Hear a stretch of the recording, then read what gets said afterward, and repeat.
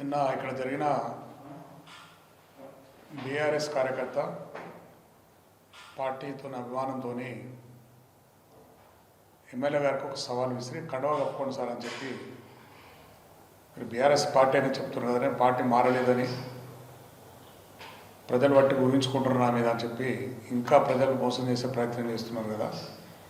మరి అసలు సిసలైన బీఆర్ఎస్ ఎమ్మెల్యే అయితే మీరు పార్టీ పేరు మీద గెలిచారు కనుక కండవ కప్పుకోవాలంటే పోలీసులు దౌర్జన్యం చేసి, ఎందుకంటే ఇక పోలీసు వ్యవస్థ అయితే ప్రభుత్వానికి ఏ విధంగా పనిచేస్తున్నారో మనం అందరం చూస్తున్నాం.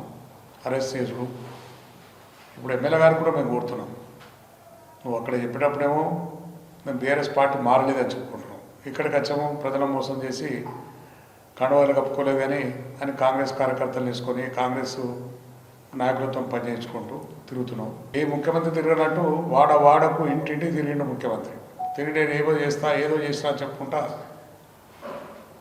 తెలంగాణ తీసుకొచ్చి ఇవాళ తెలంగాణ అంటే ఏంది అనేది ప్రపంచానికి తెలియజేసిన మా గౌరవ నాయకులు, మా పార్టీ అధ్యక్షులు, మాజీ ముఖ్యమంత్రి గారిని కేసీఆర్ గారిని నోటికొచ్చిన మాటలు తిట్టుకుంటూ ప్రజలను రెచ్చగొట్టే విధంగా మాట్లాడుకుంటూ మనను జూబ్లీ ఎలక్షన్లో గెలిచినాం.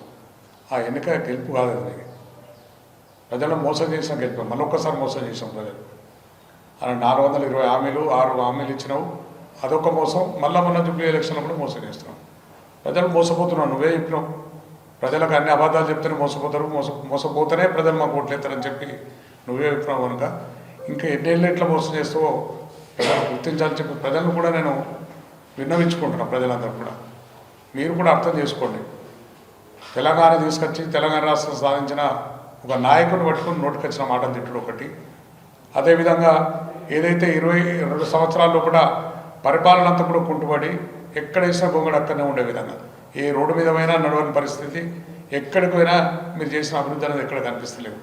ఏమన్నా ఒకటి ఉచిత బస్సు పెట్టడం 6 హామీలు అయిపోయినాయని చెప్పుకునే పరిస్థితి ఇలా కాంగ్రెస్ ప్రభుత్వం, రేవంత్ రెడ్డి గారి ప్రభుత్వం.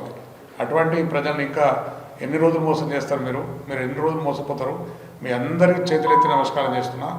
మీరు కూడా ఉదయం మీద చేతేసుకొని ఇవాళ తెలంగాణ ఇచ్చినాక 10 సంవత్సరాల లోపల కేసీఆర్ నాయకత్వంలో ఏ విధంగా అభివృద్ధి జరిగింది, ఇప్పుడు ఏం జరుగుతున్నాయి, ఒక్క నిమిషం ఎప్పుడైనా మీకు టైం దొరికినప్పుడు ఉదయం మీద చేతేసుకొని ఆలోచించి ముందుకు పోవాలని చెప్పి మళ్ళా మోసం చేసడానికి కోసం రేపు ఏవైతే గ్రామ పంచాయతీ ఎలక్షన్లు కానీ జడ్పీటీసీ ఎంపీటీసీ ఎలక్షన్లు కానీ ఎన్నికలనే కనుక మళ్ళీ ఒక కొత్త ఎత్తేసి ఏదో విధంగా వచ్చిందా. ఇప్పుడు నా మిత్రులు చెప్తున్నారు సంచి మీద బియ్యం తీసుకుపోవడానికి కోసం నీ ఫోటో వేసుకొని సన్న బియ్యం ఇస్తున్నారని చెప్పుకునే విధంగా ఎన్నో అబద్ధాలు. మళ్ళీ గ్యాస్ ఫ్రీ ఇస్తున్నాం అని చెప్పిన మన హైదరాబాద్లో ఎన్నికల్లో ఎక్కడ కూడా గ్యాస్ ఫ్రీ లేదు. ఇటువంటి అబద్ధాలు ఆడుకుంటూ ప్రజలు ఎన్ని రోజులు మోసం చేస్తారు కనుక ప్రజలు మోసపోకుండా అని చెప్పి నేను చేతులు ఎత్తి నమస్కారం చెప్తున్నా. పాపం చేసిండా, నేరం చేసిండా, ఎందుకు అరెస్ట్ చేపిస్తారు? నేను వెంటనే అదే మీటింగ్లో మళ్ళీ నేను బీఆర్ఎస్ పార్టీకి రాజీనామా చేయలేదు, కాంగ్రెస్ పార్టీ సభ్యత్వం తీసుకోలేదని మాట్లాడుతున్నారు కదా. మరి మీరు తీసుకోకపోతే కండువా కప్పుకోవాలి, కండువా కప్పుకొని కార్యక్రమాలకు హాజరు కావాలి, బీఆర్ఎస్ పార్టీ మీటింగ్లకు అటెండ్ కావాలి, అసెంబ్లీలో బీఆర్ఎస్ ఎల్పీ మీటింగ్లు ఉంటాయి అటెండ్ కావాలి. ఇంకా ఎంత దుర్మార్గం అంటే ఈ ఎమ్మెల్యే సంజయ్ కుమార్ గారి ఆదేశాల మేరకు అని చెప్పేసి మొన్న జూబ్లీ హిల్స్లో బీఆర్ఎస్ పార్టీ అభ్యర్థి ఓడిపోతే కాంగ్రెస్ అభ్యర్థి గెలిస్తే సంబరాలు ఎట్లా జరుపుకుంటారు? నువ్వు బీఆర్ఎస్ పార్టీ అని చెప్పుకుంటున్నావు కదా, చెప్పుకున్నప్పుడు బీఆర్ఎస్ పార్టీ అభ్యర్థి ఓడిపోతే మరి బీఆర్ఎస్ పార్టీ ఎమ్మెల్యే సంబరాలు జరుపుకోమని చెప్తాడా? మరి మీ ఆధ్వర్యంలోనే మొన్న జైత్యాల్ మరి జిల్లా కేంద్రంలో మరి మీ అనుచరులు మరి సంబరాలు ఘనంగా నిర్వహించుకున్నాం సంజయ్ కుమార్ గారి ఆధ్వర్యంలో అంటున్నారు.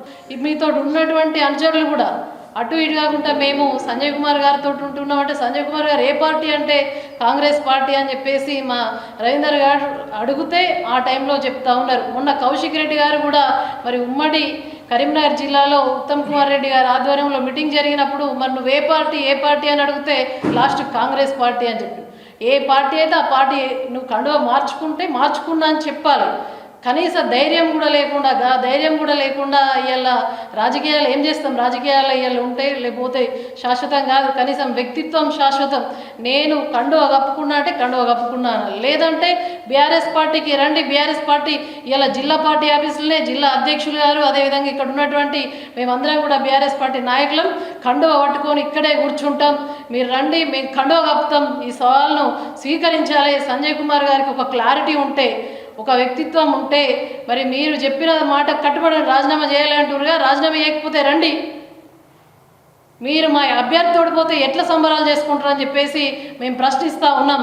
లేకపోతే మీరు ఎమ్మెల్యే పదవికి రాజీనామా చేసి మళ్ళీ ఎన్నికలకు రండి. ఎవరు గెలుస్తారో మరి బీఆర్ఎస్ పార్టీ బీఫామ్ ఇచ్చి కేసీఆర్ గారు బీఫామ్ ఇచ్చి గెలిపిస్తే దొంగచాటున అర్ధరాత్రి స్వతంత్ర ఉద్యమం తెచ్చిన స్వాతంత్ర నాయకుడు లెక్క వెళ్ళినావు కదా.